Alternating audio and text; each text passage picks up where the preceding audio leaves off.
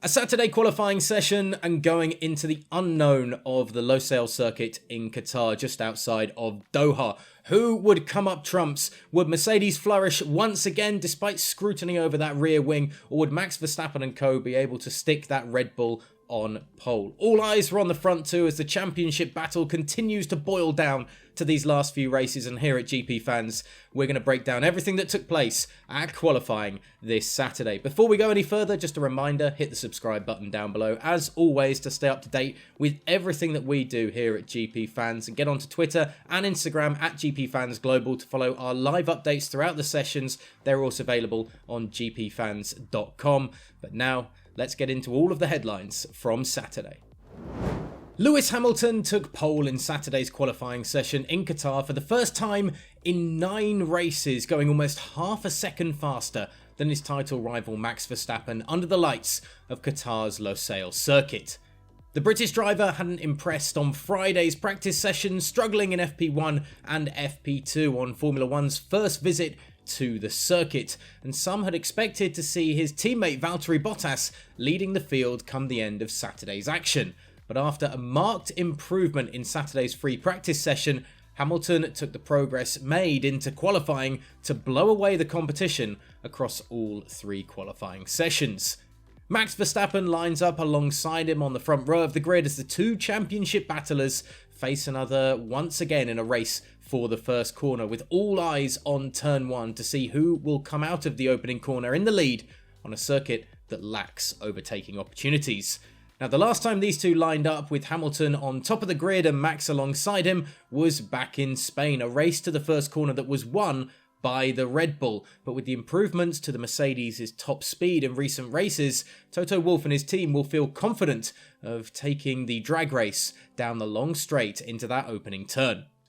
Valtteri Bottas will be on the favourable side of the grid in terms of dust and sand, and will hope to put pressure on Verstappen from third going down the home straight, with AlphaTauri's Pierre Gasly continuing his impressive form through the weekend, lining up 4th on the grid just behind the championship fighters. Fernando Alonso in the Alpine had a great Q3, with the Spaniard finishing 5th, and he'll partner Lando Norris on row 3 for Sunday's race, while Ferrari's Carlos Sainz and the other AlphaTauri of Yuki Tsunoda sit 7th and 8th, followed by Esteban Ocon and Sebastian Vettel making up the top 10.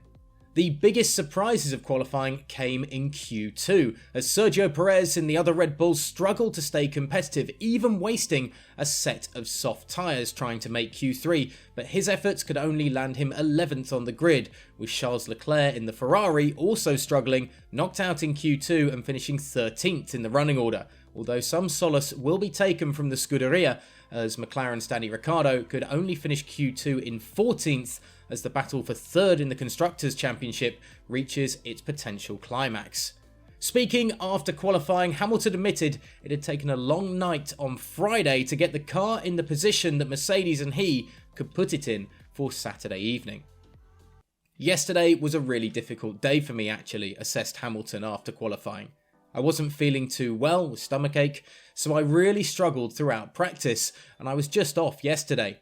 I really had to dig deep. I was here until midnight last night with the engineers, who also always work so late and are such hard workers, and we found a lot of areas I could improve.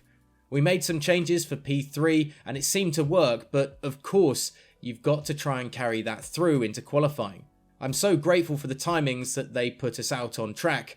We didn't have any traffic and just that last lap was beautiful. It was a really sweet lap.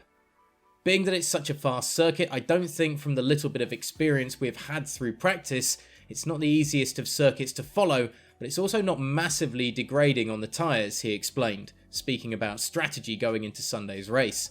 I think the top 3 of us at least are on medium tyre for the start, and the hard tyre is the C1, so it looks like it could go quite a long way. It could be a 1 or 2 stop race. We will find out tomorrow. On the other side of the front row, Verstappen admitted that the weekend seemed to be one that Red Bull was struggling with in terms of keeping pace with his championship rival. I think we are just lacking a bit of pace. It's been just a bit more tricky for us again in qualifying. Checo is not even Q3, so it just shows we are struggling a bit more than normal. Nevertheless, I'm still second, so it's all to play for, but of course, I wish we could have fought for more. We will go over qualifying and then just focus on the race in general. We've never really done a race here, so there are a lot of unknowns, but I don't really think about these things too much. We just need to work on our start, and we will see where we end up. Of course, there will be the additional rear wing test that the FIA are introducing after Saturday's qualifying session, and all eyes will be on the Mercedes to ensure that it passes that test going into Sunday's race. But how disappointing is it for Red Bull that Checo, in the crunch going into these last 3 races of the season, couldn't support Max on a Saturday, and potentially a vital Saturday as well when it comes to the Constructors' battle. We want to know your thoughts going into Sunday's race and your review of qualifying, so let us know down in the comments section below. And of course, hit the subscribe button to stay up to date with everything, including race day from Qatar, here with us at GPFans. And for live updates across everything, remember GPFans Global on Twitter and Instagram as well.